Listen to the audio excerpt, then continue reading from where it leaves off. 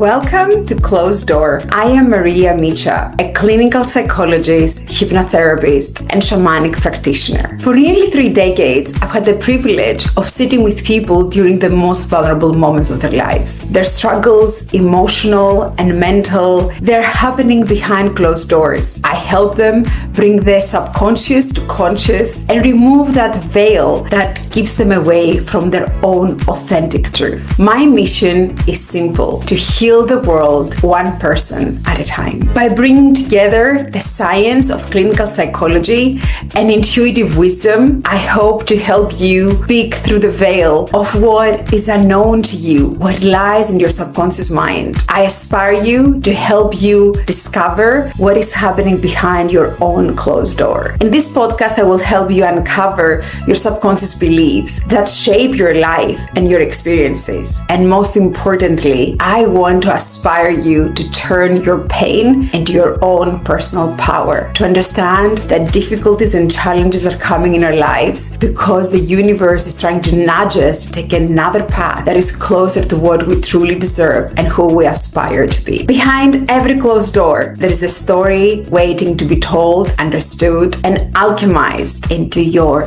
unique power.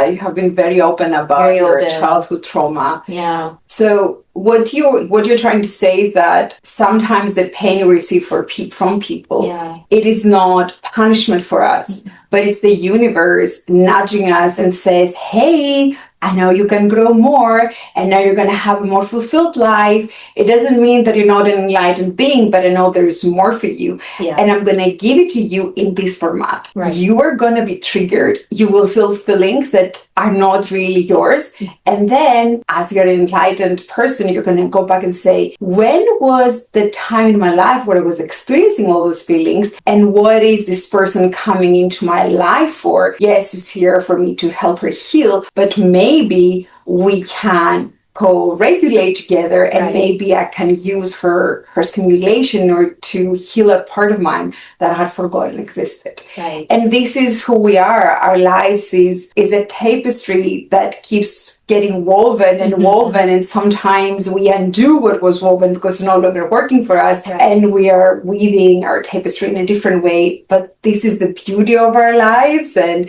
it's colorful, it's full of emotions, and it's so vibrant. And I think that even during the most dark times, and we all go through them, human existence and human life is stressful. If we just switch, as you said, to seeing it as a platform to grow and an opportunity to learn and be even more free, then everything changes. The experience of our life in the difficult moment is transformed. That's beautifully said. Yes. Thank you. Yes. And so when you don't come from a space of why is this happening to me and go into the space of this is happening for me, but really embodying that, not just saying it, like really feeling it, like, okay, this was tough. This was a tough lesson. It was bringing up a lot for me. But now at the end, because I'm exiting out of that, I'm not going to work there anymore. But I'm like, oh my gosh, this is a huge gift to learn this and learn more about. And the more you learn about yourself, like, why is it triggering like anger? And I was like, I got a text from her and I was like, I screamed in the car because I'm like, okay, I'm going to film at Dr. Amaril's. I can't take this energy with me. I don't want to have this energy in my field. This is going to be a learning environment and they're my friends now and I want to give my best to Dr. Amaral. And so I let out like primal screams in the car and it helped me so much release it. And then I was able to not go back with like an emotional response. And I was able to process the emotions in a healthy way by screaming in the car. And then with a level head that night, text her back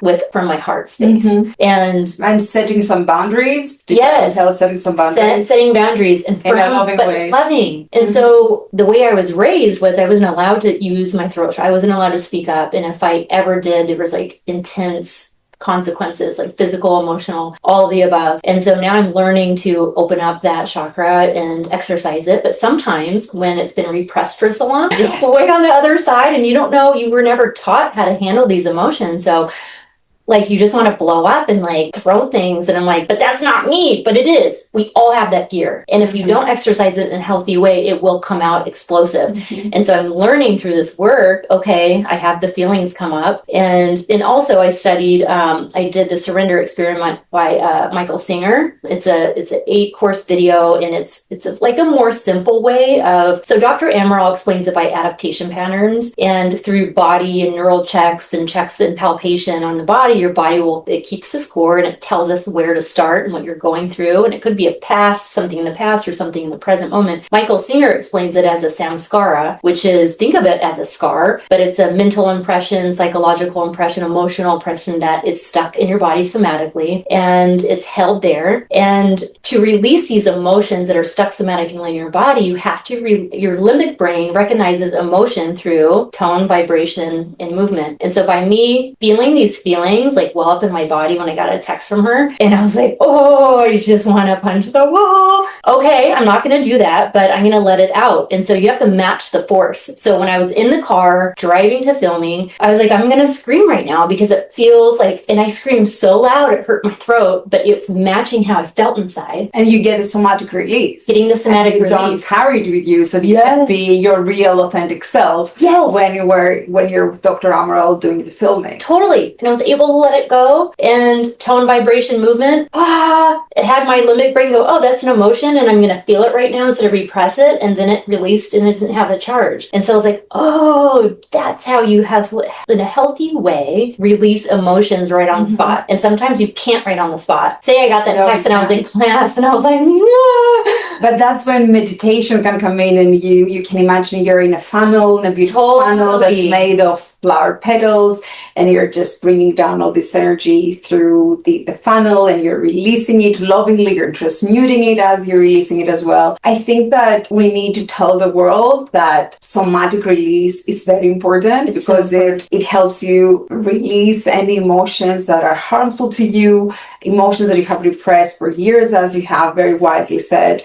And it will allow you to be in your authentic energy. And what I'm telling people all the time is that when you cannot regulate your emotions, and when you're watching yourself behave in a way that is foreign to you, it harms you, it hurts you to see yourself be this way. But if you create a safe space for you to just have the emotional somatic release in a way that you've been taught, whether you're screaming or whether you're punching a pillow or whether you're amongst other people and all you can do is a meditation with a nice funnel releasing everything.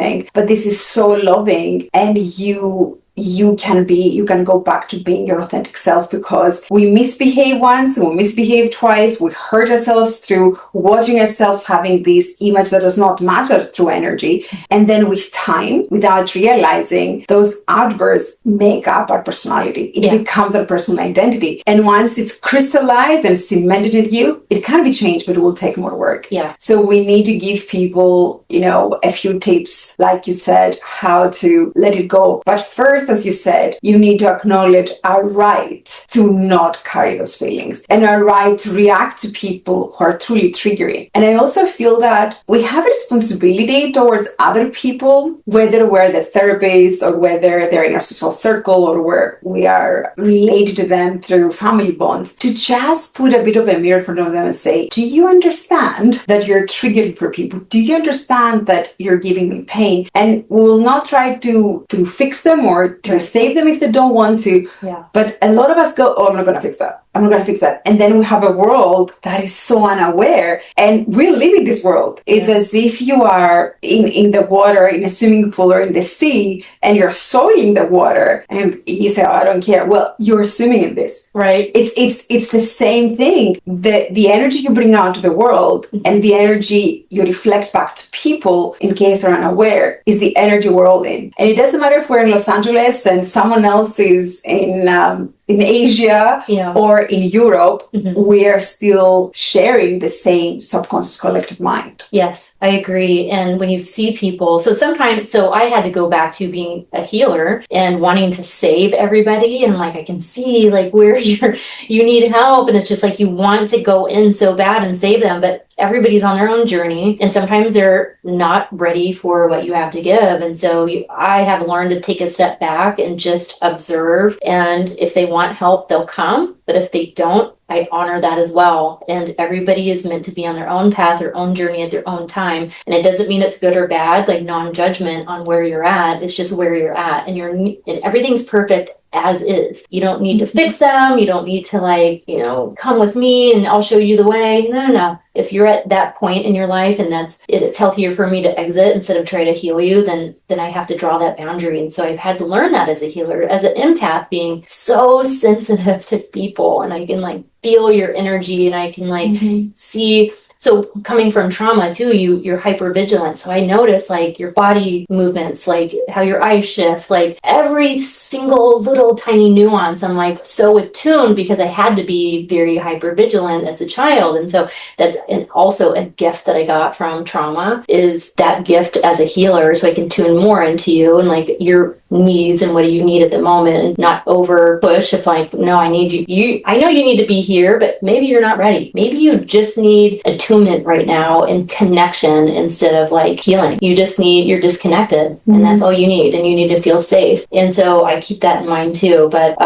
know that you can help someone, to know how far they can go, and feel that dissonance in them, and the energy that is not flowing, that is stuck, and you are aware that this person can grow into a loving, caring, expansive individual, but you also can feel that their soul says no, at least not now, right? Yeah. So we need to say, let me align you more. Let me just realign your energy in you so that you are feeling a lot more connected with yourself and the world. Mm-hmm. And when you're ready, I am here for you. Right. And maybe we create a mental map for them, which are the stage they will have to go through. We do explain that there's going to be some pain and there's going to be some discomfort, because we usually do not change in times that we feel so comfortable and everything is rosy, right? We need the challenge in order to be pushed out of our comfort zone. But when you're ready, I'm here for you. And this is also beautiful for them to know what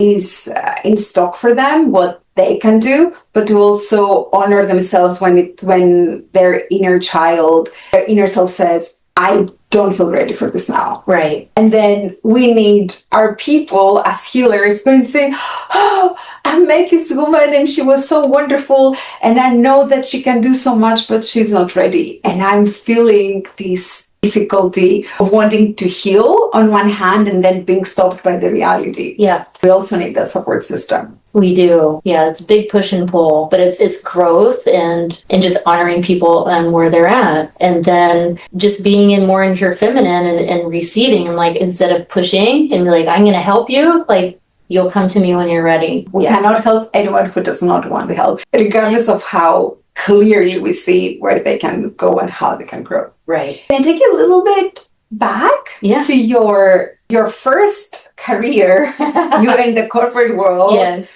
I'm sure it feels like it was another life.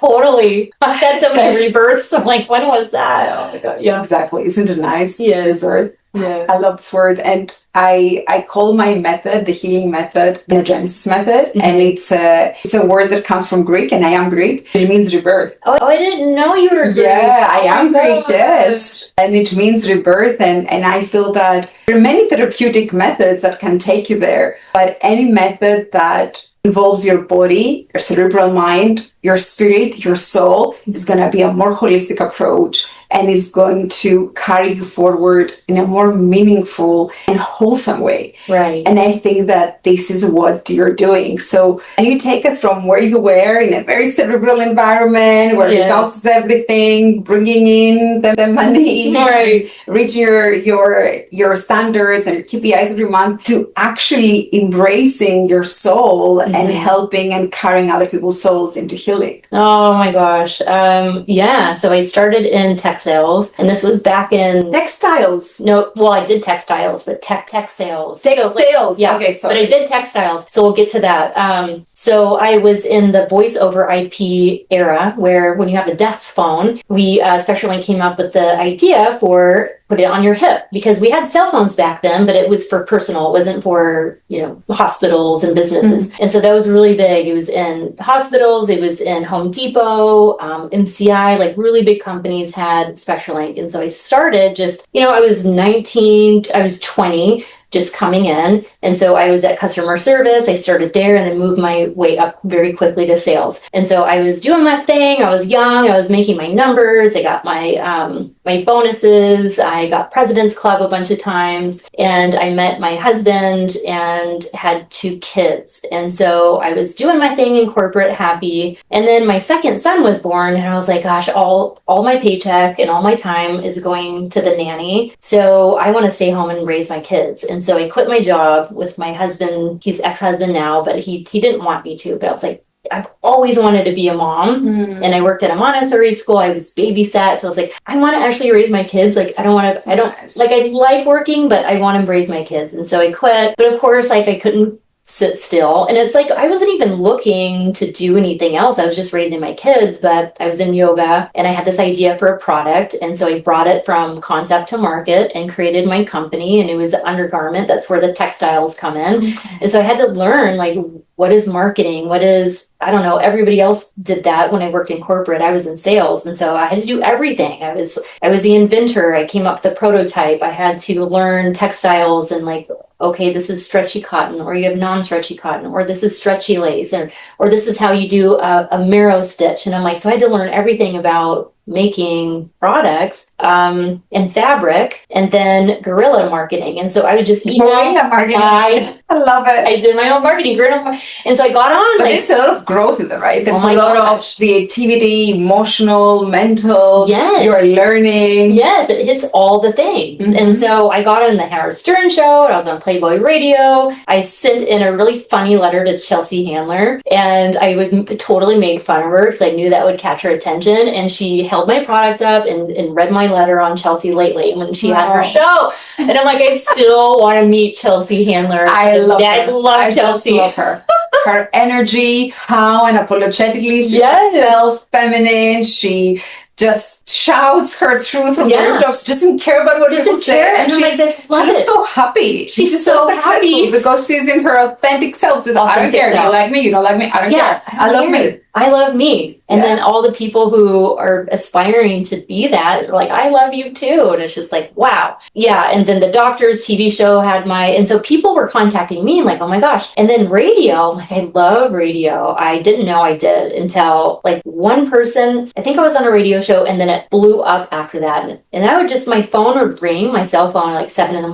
They're like, hey, you're live on the Jim and Ted show in Wisconsin. Can we talk about your product? And I'm like, what? It was so fun. And so I did radio in person and then on the phone. And so, yeah, it was super fun time of my life. And then COVID hit and I had a couple bad manufacturers. And so I had to eat the cost there. Money wasn't coming in because everybody was like, COVID, we don't know what's going on. So my sales went down. So I had to close the door. And then before that too, I just had my hands in so many different pots. Like I did real estate, property management. And then after my business closed down, I did med spa sales. I did legal recruiting. I did medical recruiting. I did cybersecurity training sales. I did a lot of things. And so I was like, okay, I'm kind of like a Swiss Army knife of skills. Yeah. Like I know a little bit about a lot of things. And so, okay, I kept getting laid off from my jobs. I was trying to get oh my gosh, it's a sign from the universe, and it doesn't feel comfortable at the time, and you don't recognize it at the time. Now I would, but before I didn't. And I was like, okay, keep getting laid off. And I tried to get back into the corporate, but they wouldn't hire me because of ageism. I had a gap in my resume, but I was like, I started my own company. I did everything within my company. Gap. I am an army knife. I have so many talents and skills. I know. But people are blind. Yeah. And because they want everything black and white. They need a particular sequence. Yes. They need the evidence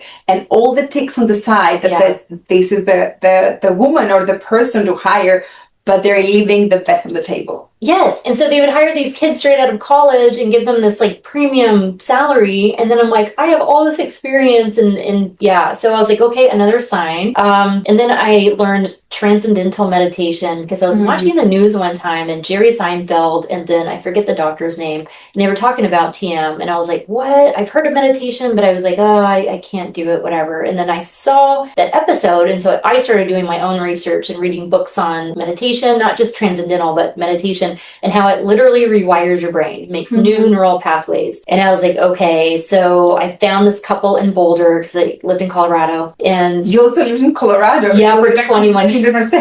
You've turned your life upside down. Upside down, yeah. So 21 years, that's where I was married, had my 2 boys, and then I'm full circle back to California since 2020. And this is where I was born. So I learned TM, and then I was called to Reiki, and I was like, whoa, that's the gateway drug to energy healing. It's like usually a lot of people, I mean, Reiki is more mainstream now, but when I learned in 2018, it was like people kind of didn't hear of it yet. And so I level 3 master, and I'm like, okay, wow, this opened up channels for me. Like, we all have healing abilities in our hands. Jesus says it in the Bible, we all do. Yep. But Reiki opens up different channels, and I was like, oh, you have all this energy coming out of my hands. I'm like, holy moly. And when I give people sessions, I was like, the feedback I would get, they're like, oh my God, you brought up memories from when I was 5, but then I was able to like process it in my 40-something-year-old brain. Or memories would come up, or they're like, I feel shocks in my body as you're touching me, like what is happening? Or they'll feel vibration or heat. And it was just like, they can sleep for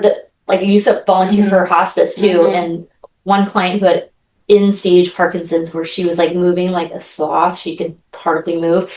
And so she told the nurses the next day, the chaplain, she goes, I had the best sleep of my entire life after she gave me Reiki. So I was amazing? So I see, I'm like, okay. That's the best reward. The best reward. I'm like, okay, this is, maybe I'm supposed to be doing this. And so when the universe kept laying me off from jobs, I was like, maybe I should start this. And so I saw John Amaral on Netflix under Goop Lab. Who hasn't? Yes. And I was like, I just remember exactly where I was. Those mental surgeries, like people are completely different. He doesn't touch them, but you can see the whole body convulsing and releasing, and their face turns red, and then they say, I'm not the same person. Yeah, you're not. After you get off this table, you're not the same person. But it also, because we talk about it in class, you can have a state change on the table and you feel amazing and you feel energy leave your body and your body moves. But it's what you do with that after, because you have to integrate that with your normal life. If you keep going on your default modes and keep making the same decisions, you will fall back into that. You will. Whatever healing you have received, it goes away. This is where we have power. We have a choice. Yeah. But no matter what a clinician, an energy healer, a psychotherapist has done for you, no matter what energy is flowing through you now, you need to keep placing it with more of the same. And yes, we're humans. Our mind's going to go back to our modus vivendi before, to our previous thought process where we were having negative thoughts about ourselves or negative thoughts about others, feeling limited or victimizing ourselves. It will. But you have the power to say, no. That belongs in the past. I'm a new person now. Right. And just a small meditation where you bring your energy back and everything starts with a decision. You need to decide you're not going to go back there. Right. And just keep bringing yourself back until your new energy, the energy that this healer has given you or the clinician has given you, becomes your new identity. Yep. It usually takes 40 days, right, to start going there. To leave what is in the past behind you. But there is always more. And that's what I really want our audience to understand, that no matter what you have achieved through healing, either through a somatic practitioner like you or a psychotherapist or even a medical doctor, there is more and you need to chase it. You need to go out for more. You're completely right. And so there's more work to do after you get off the table. And so that's where a lot of people drop off, because it's a lot of work. Like me screaming in the car and giving that healthy charge out, it made my throat hurt for the rest of the day and it gave me a headache. But then today I feel better. And so sometimes it is going to be uncomfortable somatically or emotionally draining, because now that I'm letting my emotions flow, I have to cancel plans now. And so I asked John and I was like, I'm like a puddle on the floor sometimes when emotions are coming up and I'm actually letting them for the first time. He was like, am I going to be a puddle on the floor for the rest of my life? Like this, no wonder people repress stuff. And he was like, no, it's just because it's been repressed for so long. It's like a volcano that's going to erupt and it's just going to come out. And then the more you process it, the more your brain knows this is healthy. Don't be scared of this emotion. the more you'll just let it flow up and you're like, okay, you'll process it and then you can get on with your day. So it's just like working out. Just think of the first, oh my gosh, and you're sore and you don't want to do it. That lactic acid everywhere. Yeah. You're like, why did I do this to Why did myself? I do this? And it hurts. But then as you get into the motion and then you keep doing it, then your body gets used to it. And you're like, I actually celebrate getting sore.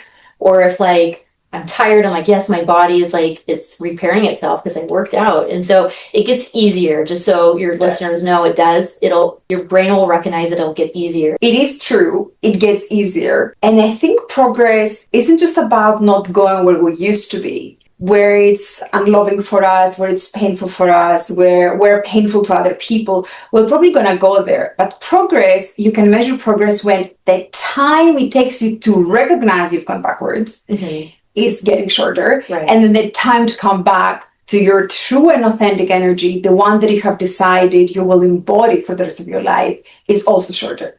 Right. So don't expect, that's where sometimes people get disappointed.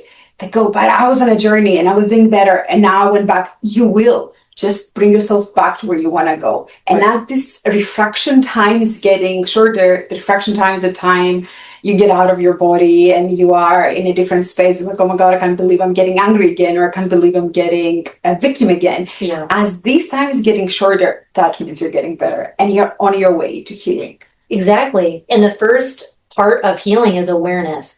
And so if you're aware, okay, these feelings are coming up, but then it's like the shorter time between they come up and you process them and you're able to get on with your day, you're like, oh my gosh, you see progress. But without awareness, you're not going to know. You're not going to have a reference point. So I have a reference point now of how I used to not process emotions. I used to repress them because it was my survival mechanism for growing up. But I did that in my entire life, not knowing I was even doing it. It was just like survival. And so when I first started on John's table, I was in dorsal vagal shutdown. I was like, I didn't know any better. Like that's just how I survived. And he was just like, and now with the progress, a year and a half, I've been doing this stuff with him, like learning, and he's been working on me. It's like, you can palpate my system. And he's like, you've come such a long way. And so I'm like, now I know I have a reference point of what that used to feel like.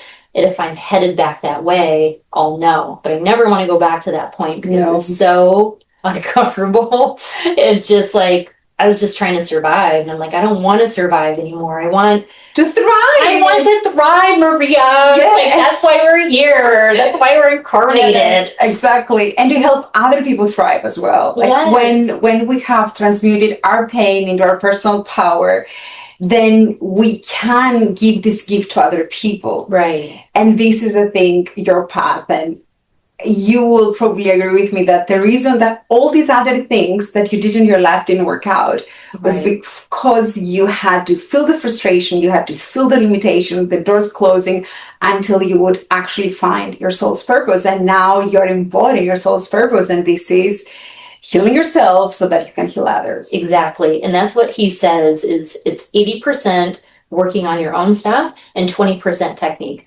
Because somatic energy healing, I was like, wow, I've learned all these different modalities. Because when I did the one-day retreat with him and his wife, and I was like, when are you guys teaching? What do you guys? And he was just like, we're so busy. It's in the lineup. And I'm like, okay. So I learned other modalities waiting. And other people in class are the same. They're like, we were waiting. And then we found other stuff. And then now it's like, now it was time.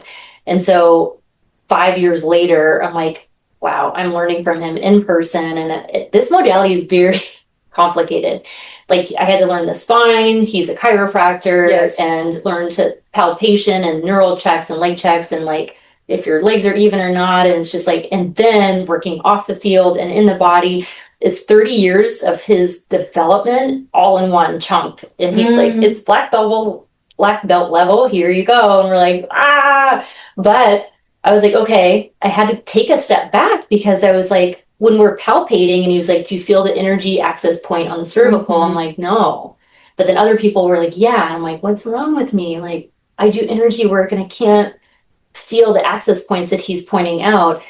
But now knowing, I was like, okay, I'm going to get out of the competitiveness of the class and like, oh, you're ahead of me, but wait, I'm not, I feel far behind.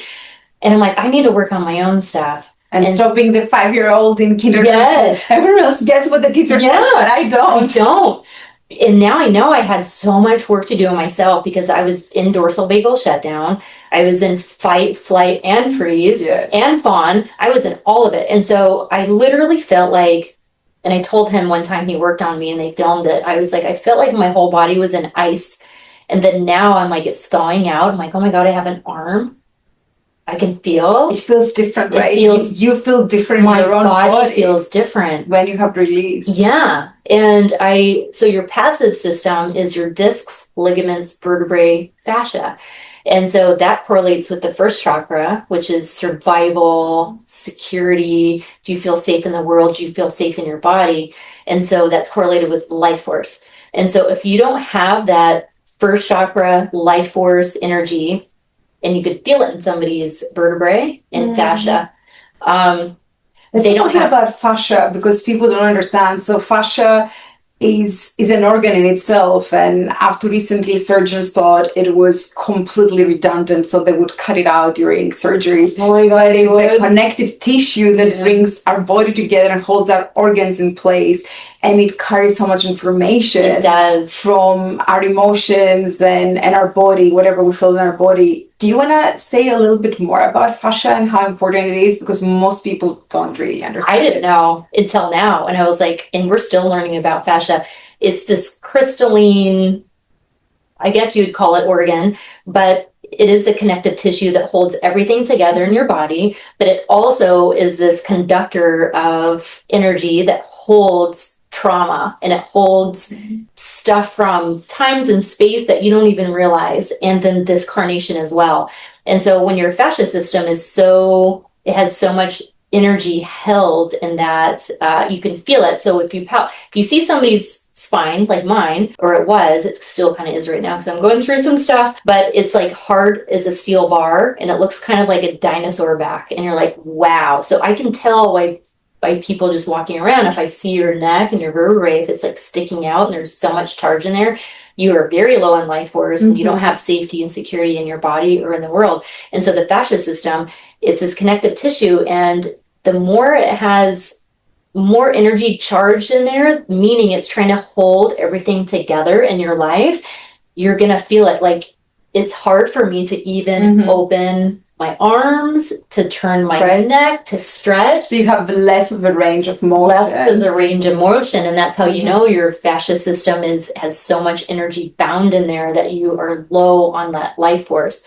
And so, wow, I was like, okay, so I'm starting to do Qigong now, which is very slow movements, and then Yin Yoga, which I'm such an athlete. It's the opposite for you. It slows you down. But maybe that's what you need. But I do. It's like everything you resist is actually what you need. And so those movements actually are having me stretch and open up the fascia and slow down. And so I need to slow down because it's telling my nervous system you're safe. Because I was such an athlete where I was just like killing it. I've done Ironman. I was triathlon. I was softball. I would kill at the gym. And I thought, that's good for your body, and I'm getting energy out. And I was like so bad for my nervous system. And so now slowing down, I'm getting used to slowing down because it does feel unnatural and it's like almost annoying where like I just want to hurry up and do the movement. It's like, no, slowing down, it's teaching my nervous system that I'm safe to get out of survival. You're regulating. You're regulating my nervous system. You can listen to your inner voice. You can listen to yourself. Yes. What your mind tells you, I want to go and kill myself at the gym with a lot of weights. Maybe that's not what our body needs. So being able to align our cognitive cerebral mind with our intuitive mind, our subconscious mind is so important. And I think that this is what you're doing. By listening more and doing activities that will force you to be slower and will force you to listen to yourself. And that's where the teachings of Dr. Amaral have really sunk in, because I was so disconnected from my body. Now I'm connecting with my body and listening to it. So I'm like, okay, slower movements, even like eating slower, everything slower. And now I'm able to feel my body. Like I can feel my chakras. I can feel the chakras coming out of my feet. Beautiful. Feel my root chakra, hand chakra. I know. For the first time, I'm like, oh my God. And I can feel spirit. Spirit always talks to me in different ways when my dreams are big. but I feel when spirit touches me now and gives me little, like, here and here, they'll touch me, and I'm like, I can actually feel that now. Do you hear it as well?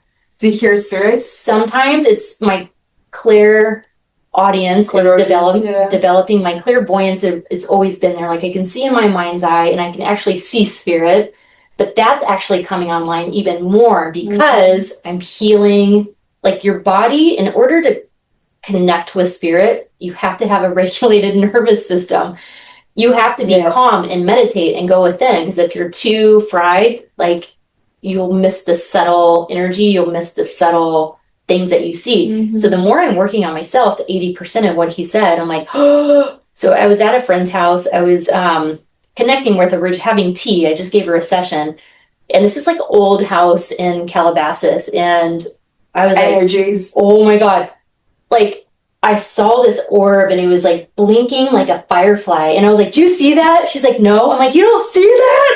And I was like, oh my God, you didn't see that? She goes, no. I'm like, and did you manage to connect with that energy? Did you get a message? No, well, no, that's the thing. I'm like, okay, I still have more work to do on myself, because I was asking it, like, who are you? What's the message? But I just saw it.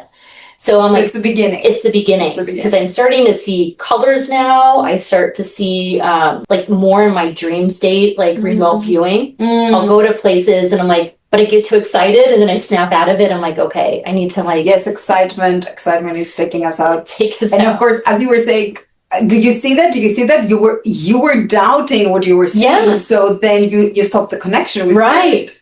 So spirit is reaching out to you, because you're getting more and more aligned with this energy that spirit can actually talk to you. Right. So I just want to say something here. Yes, you can get aligned and you can slow down and then you connect with spirit.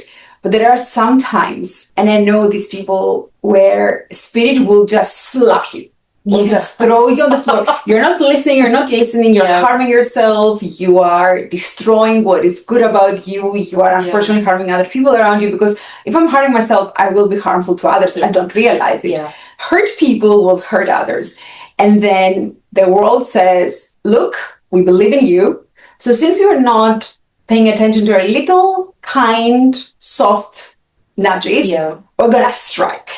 So this is when people just fall on the floor, and they're having an out-of-body experience, or they have an NDE, they have a near-death experience, and then they cannot deny spirit. It's there. But it's a more forceful way to connect. However, the spirit world will come to us when we need it the most. And if we don't listen to the soft nudges, it will strike us. But the intention is always to heal us and to help us. And that's when we need to open up and say, I'm ready.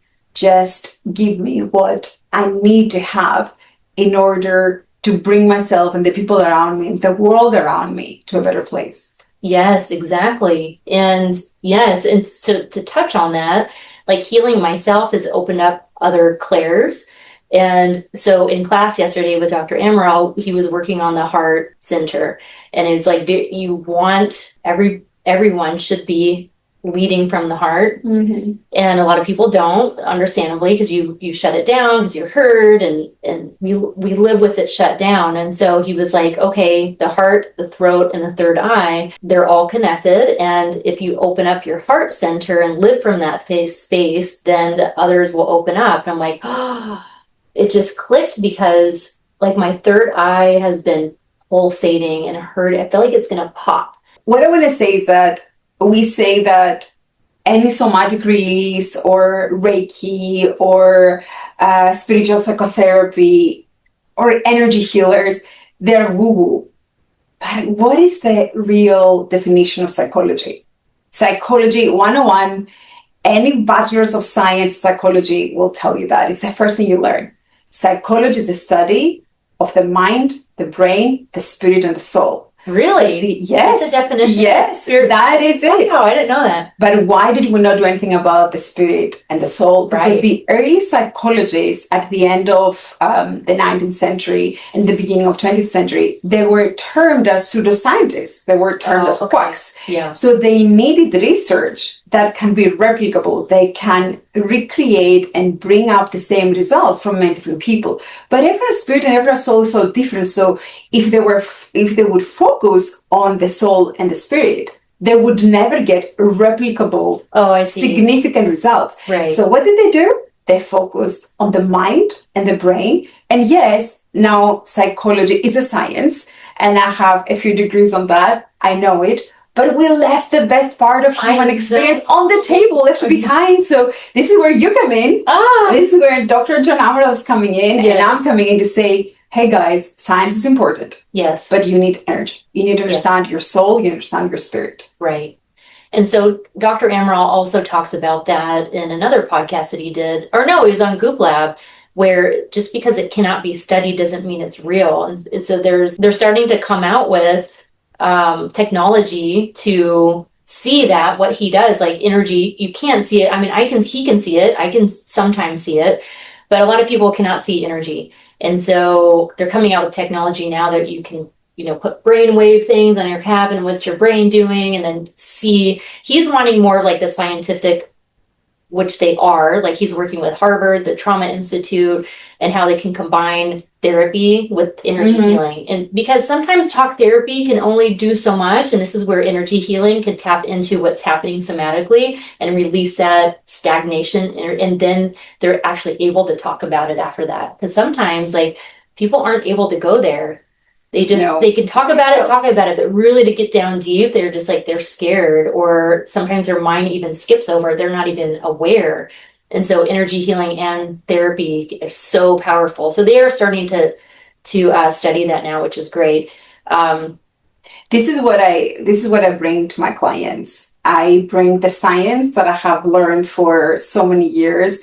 I've been studying, I think, all my life. My first round of studies was in the UK when I was in my 20s. And then I continued studying in my 30s. And I did a very big round of studies. I did another master's degree when I was in my early 40s in clinical mental health counseling. But to your point, I was always feeling, even as a very young psychotherapist in 1997, I was feeling that we are using people's brain and minds, and there is so much more. And that's why people go, I don't understand what you want them to do. I don't understand how to get there. And okay, I change my thoughts, and then I keep doing the same thing, or I still feel the same pain. Yeah. And the only thing I had available back then was to study hypnotherapy. And that opened another world for me. I love hypnotherapy. Yes, because then you can access subconscious minds. Yeah. That was helping me so much. Right. Help my clients understand what they're feeling, realize where they want to go, make the change, but also feel it experientially, because under hypnotherapy, people can feel the change and they can see themselves changing. They can see themselves in the future, right? But I really believe that therapists, medical professionals, doctors, chiros, physios, and energy healers, somatic healers like yourself, we all need to work together in order to help the world heal. There is so much pain, and people are trying medication. I'm not against medication, but it has to be replaced by something else later. And they're trying therapy, and they feel it doesn't necessarily work, or they try just energy healing, and that might leave them a little bit uncovered. But it's the combination of everything that will propel you to your true self and to healing. I agree with you 1000%. We all have to work together, and some modalities or therapy might not work for this person, but it might work for this person. And so nothing is black and white. There's so many shades of gray with this. And it's like everybody's on a different path, and everybody has their own conditioning from childhood or biologically how they were born and how their brain is shaped, and the hormones going and surging through their body. Everybody's different. And so if we just combine modalities and get out of the binary, this is what you're supposed to do, and it's so rigid, people now are turning to mushrooms and ayahuasca, and I think it's ibogan or whatever it's called, iboga, and which is great. It's helped so many people. But I've also seen the other side where it doesn't help. If you're not stable, mentally stable, it will, because Dr. Amaral has clients where they've gone through journeys, and he has to help them after, because they're in psych wards. And so you have to I just want to warn people because it seems great. Like, well, my friend went to the forest in Peru and did an ayahuasca retreat and came out like a different person. That's great, but it's not for everybody. And you have to be so careful. And also on an energetic level, you open up portals. And so dark energy can attach to you. And so That's true. I see it, like I've felt it on when somebody's on the table, that energy will attach to me. And so I have to be careful. Like if somebody's had a really big journey or they're doing psychedelics within the past year or so, like I have to really be careful as a practitioner because that energy it'll take me there. Like I was like, where am I? I'm on a different plane, and like they shape shifted on the table, and I'm like, what's going on? I'm like, oh, yes. And then hearing what they said, they've done a lot of journeys. I'm like, wow, I have to be careful with that. And so there's just a lot of risk involved as well, but it can help people, but you also have to know the risks. That's the worst thing, that they don't integrate after. And for some people who have addiction issues, it is a little bit reinforcing that addiction. So they go in another space, they disconnect, and this is what they want. Psychedelic assisted therapy has limitations. So if you have certain mental health concerns, you're going to do it. If you are bipolar, if you're a schizophrenic, if you have psychosis, episodes of psychosis, PTSD, there is something for PTSD. I think MDMA and psilocybin is a good combination of PTSD, but you need to be grounded. You need to have done some work before. Yes. You cannot go, I feel I'm not in contact with life, I'm not in contact with myself, and just give me psychedelics, because this is not going to work for you. Yeah. So you need to do the grounding and do the somatic work, the energy healing, understand yourself, and then working with someone who's licensed in this world, because there are so many people who just learn a few things and then they say, I can give you psychedelic as therapy. They don't offer integration afterwards. So you have this vision where you feel that you're on top of the world, and all you need to do is divorce your partner, study something else, or drop your corporate job. Mm-hmm. But then what? Right. You need to integrate. You need to do it in a way that is loving for you and is loving for everyone. Right. And sometimes doing things very fast and progressing through a very fast-paced tunnel is not the way to do it. Beautifully said again, Maria. Thank you, Shannon. We seem to be inner spirits. We seem to be understand each other. Yes, we do. It really feels like I've known you for a very, very long time. So thanks so much for bringing us together. I really appreciate it. But I love your background of your scientific base, like psychotherapy, and you have all these master's degree, but then you're intertwining spirituality. And I think you're you were born at the right time, because people are recognizing the spiritual piece of, why are we here? Okay, I am a soul in this body. More people are realizing like it is a matrix that we're living in. It's kind of like a video game. It's like, how do you master this video game, but you're still in the 3D body, and you still need to pay your taxes. You still need to be careful in your car. You need to not blow up at everybody. But there is this different side where like you question, like, is the government really for me? Is there medical care really for me? It's like, maybe like our eyes are wide open now. I feel like stuff is coming up for us to realize. And we're realizing, okay, we are very much disconnected from the earth. We're disconnected. I mean, I was too, like from God, but I was like, okay, I was baptized Catholic, but we never practiced. And so I didn't have religion. I didn't have even spirituality. I was just kind of a lost soul and had a lot of trauma. And so I was almost like, when people are like, oh, I go to church, and I'm like, ugh. Like I saw the shadow trauma as well. Yeah, there's trauma behind that. And my oldest son is gay. And so it's like, they don't accept my son. I see there's a lot of abuse in the Catholic sector. And so I saw the shadow side of it. So I was never like drawn to it. Now I'm like, oh, okay. I don't really say God all that much. I just say like great spirit or divine, because God still has that trigger for me. But I realize there's something bigger out there, and we all are a piece of that. And wow, we're born from that. We're born from that. And it's just like, oh my gosh, how special are all of us to be here at this time and space. Because you look at the world right now and you're like, oh my gosh, like, why am I here? But I'm like, whoa, I'm here for a reason. You're here for a reason. Yes. Even every dog is here for a reason. this is my theory, and I don't know if it's anyone else's theory, and I have no proof for that, but I believe that there is a higher power out there. We all have higher power in us as well. And I believe that all the religions are the ways that we have interpreted this higher power. So I believe that all the religions merge in one. Right.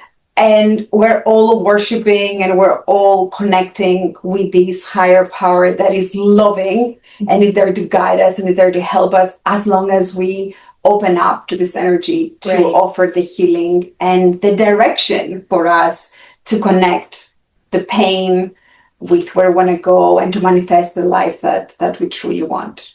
And that's where I learned too, where, okay, now I recognize there's a higher power, whatever you call it, the universe, divine, great spirit, God.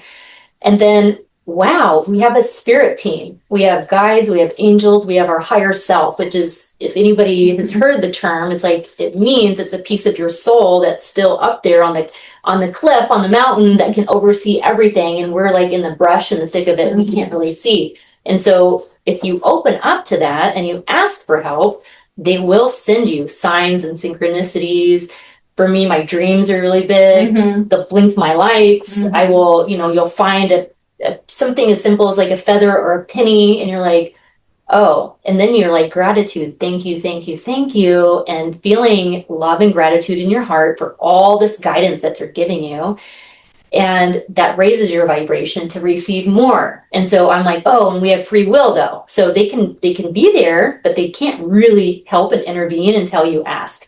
Yes, you need to ask. Even Jesus said, ask and you shall receive. Yes. But we forget that. Then the other problem is that not only we forget it, but when someone inspires us to ask, then we expect it's going to happen immediately. Right. But you need to grow into it. You need to, it's a muscle that you need to flex and you need to practice.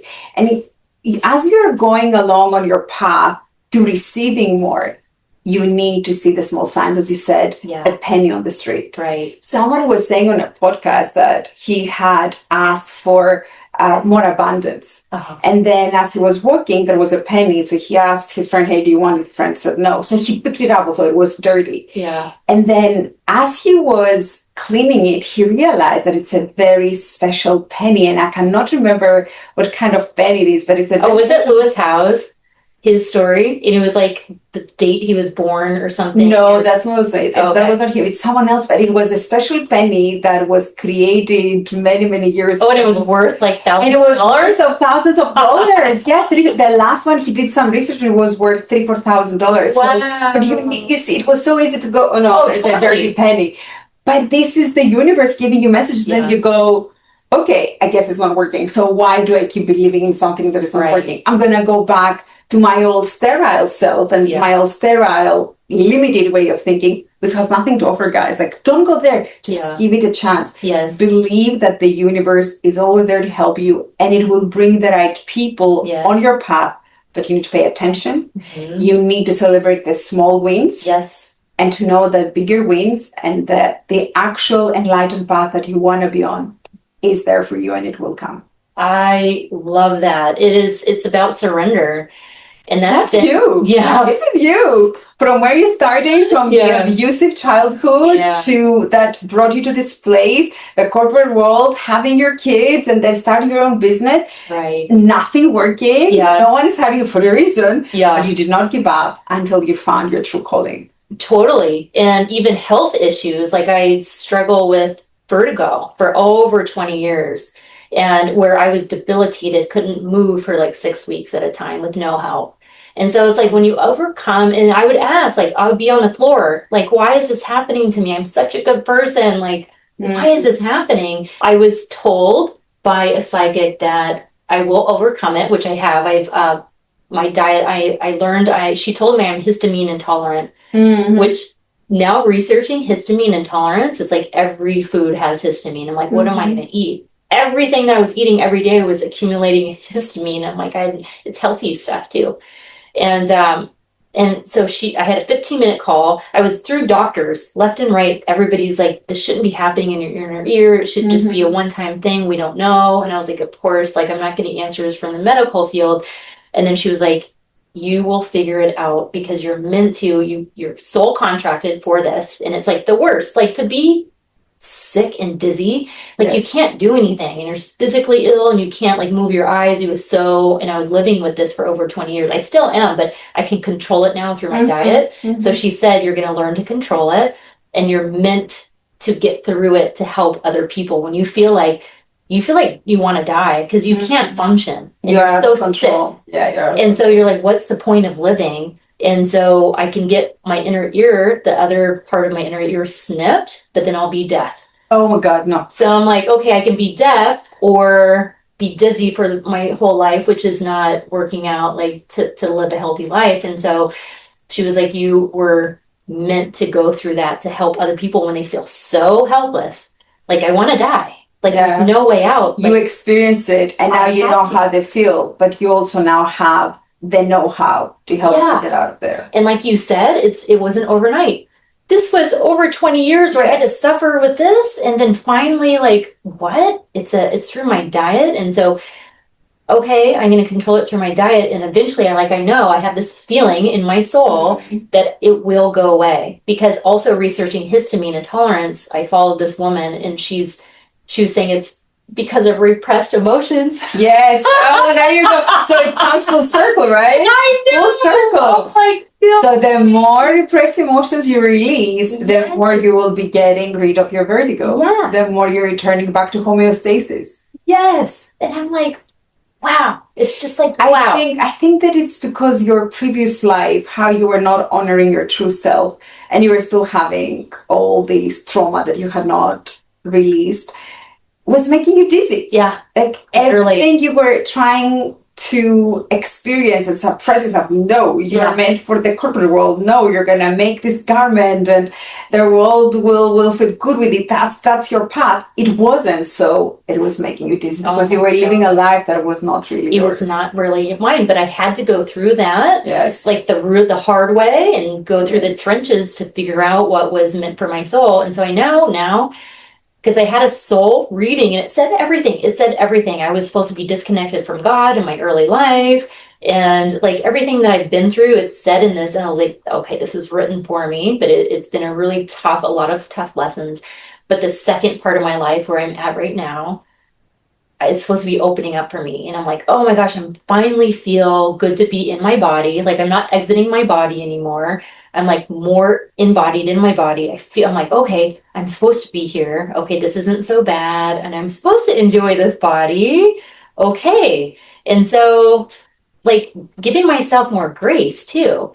And enjoying stuff instead of feeling guilty about it or taking a nap because I'm like, I'm tired. I'm going to go meditate, but then I know I'll fall asleep and I can't. That's beautiful. Yeah. Oh my God. If your body and your mind needs rest, you should give it to your body. But why do we feel so like guilty about it? Because we have been told that the only way to do life is to run ourselves to the ground, to work so hard. Right. Why are we working so hard? To pay our bills and to have a better life when we're older. Well, life is now. At any time. Are you 5? It's now. Are you 12? It's now. 25 now. 45 now. 90 now again. But we're always living into the future. And when my mind is constantly in the future, I cannot be in my body. Right. I cannot give myself the mental, emotional, even physical nourishment that I want.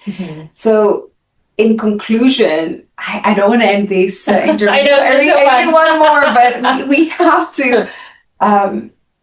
Would you say to their audience that you're grateful for all the challenges that you had, not for the pain, but for the lessons they gave you and where the multiple layers of pain have led you today to finding your true calling, your soul's purpose in life? Definitely. And I can say that now in retrospect, but I'm still going through stuff, but I can recognize everything I've been through, Maria. And albeit it was so hard at the time, but it gave me the tools on where I'm at today to help other people and then help myself. And then also like gifts that came from that pain are actually gifts now for me to help other people as a healer. And I know like I'm supposed to be, I know my soul's purpose now was to go through that and then come out the other end and help others. but then also myself. So I can't forget about myself as well. Like I was meant to heal myself in this lifetime, which will go to my 2 boys, which will go to my mom, my grandma who's passed, my great grandma. It'll go up the lineage, and it will go down through your boys, through my boys, and through their children. Yes, that's amazing. Children. So we just cut off transgenerational trauma and all those patterns that comes from previous generations. Yeah, we can be the one that cuts it off, and the generations after us, but also the generations that have passed on, they will be released. I know, I feel them. They celebrate me. Like I have a picture of my grandma. She passed last year, and it's in my closet. And I was like looking in the mirror, getting dressed, and it fell over. And I was like, "Hi, Grandma!" And it's just like I know, like I can see them in my mind's. So I said hello. So I actually see my ancestors in my mind's eye celebrating because they didn't have the tools that I have to heal. And so I feel like it's a big responsibility, but I'm up for the challenge of like healing myself, which will heal the whole line. And so, so I'm super grateful for everything that I've been through. And I'm super grateful for coming here. I feel we have a very strong connection that I want to continue with you. And I want to thank you from the bottom of my heart for giving us your wisdom, your journey. And I hope that all the trials and tribulations and the lessons that you learned will inspire all of you at home to follow your heart and to know that you have the power to transmute your pain into magnificence. It can be the springboard for your own personal power. Thank you, Shannon. Thank you, Maria. Thank you. Oh, tell us where they can find you. You can find me on Instagram under the Graceful_Healer and my website, thegracefulhealer.com. Thank you so much. Thank you.